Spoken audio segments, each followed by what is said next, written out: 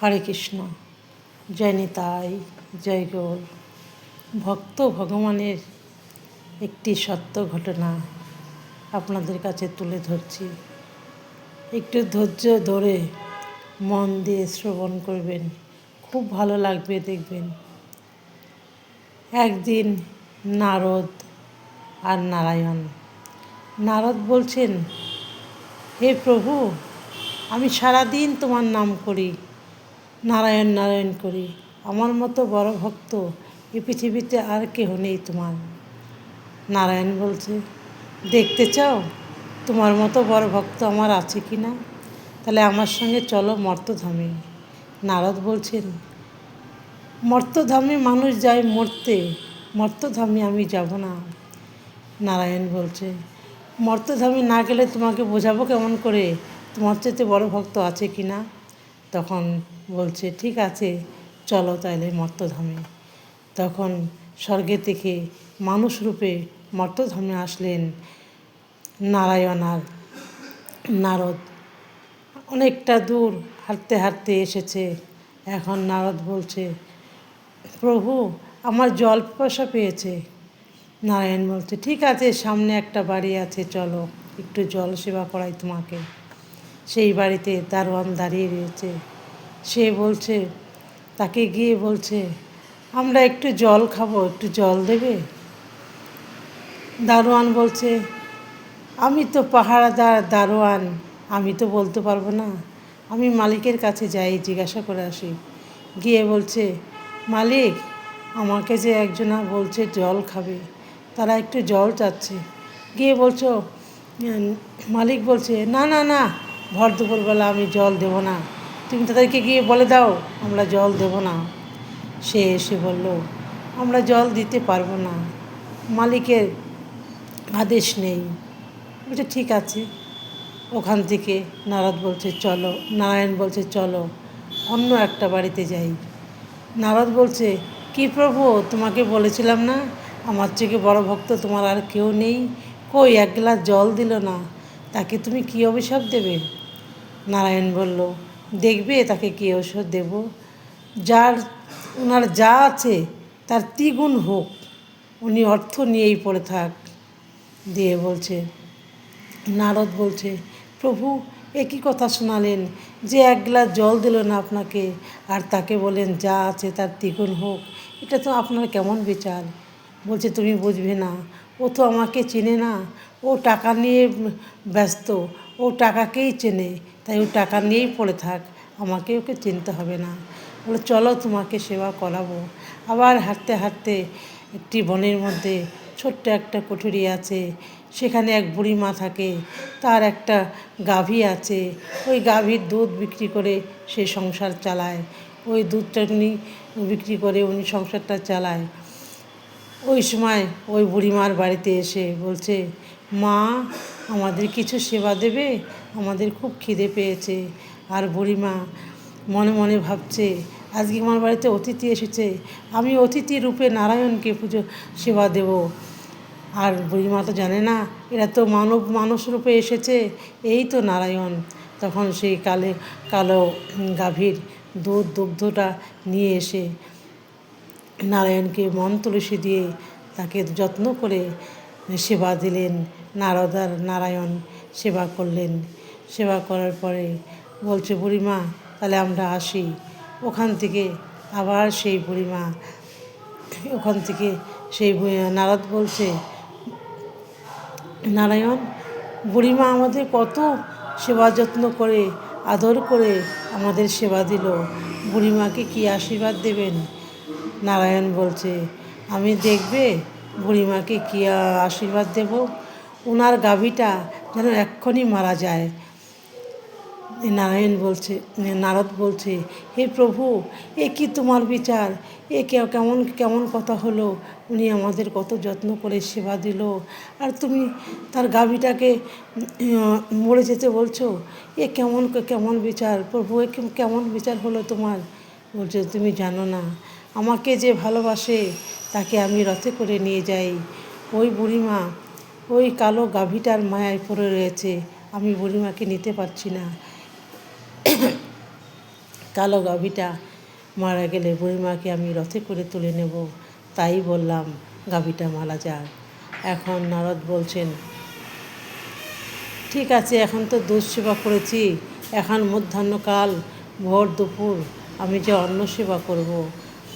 তখন বলছে, ঠিক আছে চলো, তোমাকে অন্ন সেবা করাবো। আবার কিছুটা হাঁটতে হাঁটতে একটা বাড়িতে গিয়ে উপস্থিত হয়েছে। সেই বাড়িতে ব্রাহ্মণ আর ব্রাহ্মণী দুইজনাই বাস করতেন।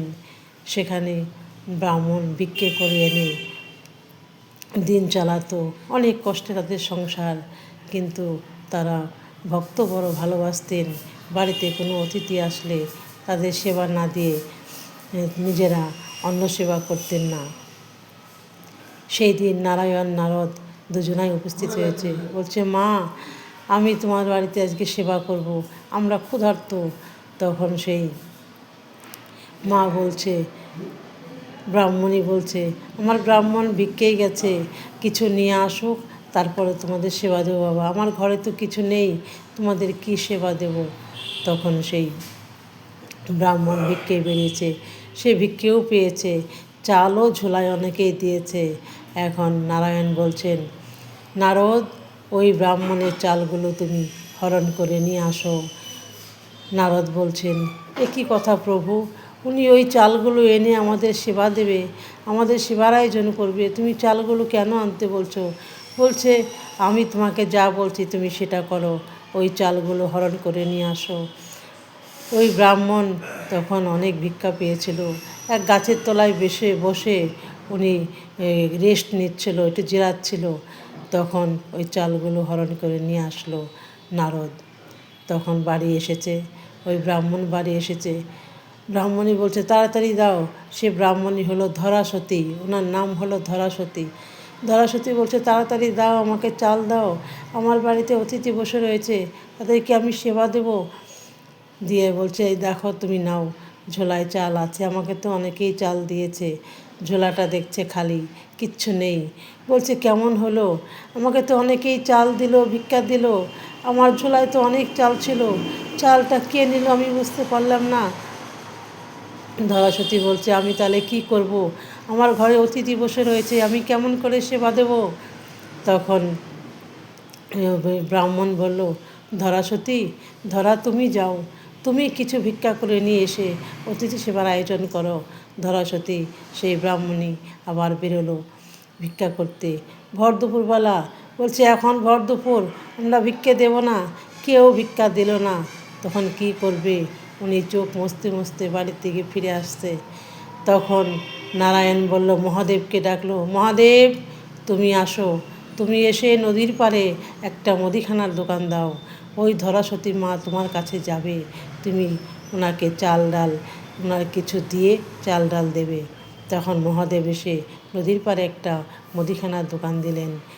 তখন ধরাসতী মা ওই দোকানের মধ্যে গেলেন, বাবা, আমাকে কিছু চাল দেবে? মহাদেব বলছে, আমি দেব চাল, তার বিনিময়ে তো আমাকে কিছু দিতে হবে, কিছু না দিলে তো আমি চাল দেব না। বলছে, বাবা, আমার তো কিচ্ছু নেই, আমি তোমাকে কি দেব? বলছে, তোমার কাছে আছে, তোমার দেহের মধ্যে দুটি স্তন আছে, একটি স্তন আমাকে কেটে দাও, তোমাকে চাল দেব। দেখুন কত বড় ভক্ত, আমরা কি পারবো দেহের একটি স্তন কেটে দিতে? তারপরে সেই ভক্ত সেবা দিতে আমরা পারবো? আমরা পারবো না মানুষ হয়ে। সে কত বড় ভক্ত দেখুন।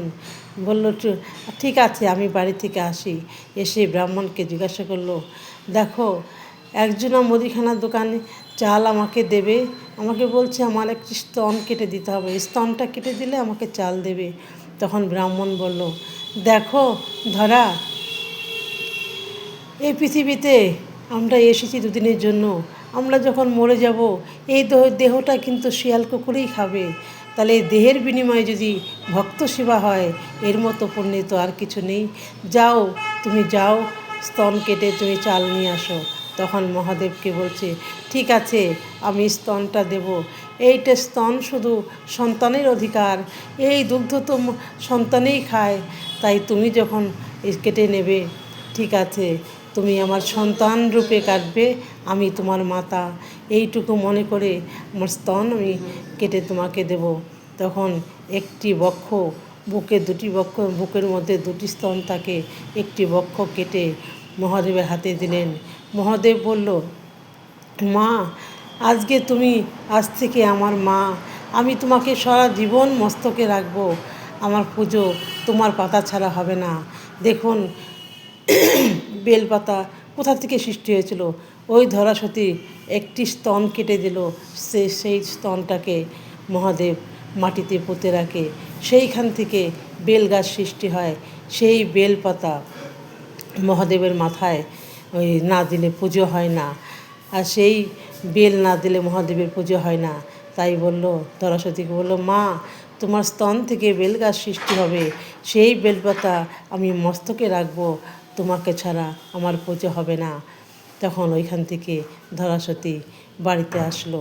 বাড়ি এসে বুকের মধ্যে তো একটি স্তন কাটা, সে রক্ত ঝরছে, সে গামছা দিয়ে বেঁধে রাখলো। বেঁধে রেখে রান্না করলো। রান্না করে নারায়ণ সেবার আয়োজন করেছে। নারায়ণ তো মানুষ রূপে এসেছে, সে মা তো জানে না, সে মা জানে আমার বাড়িতে ভক্ত এসেছে।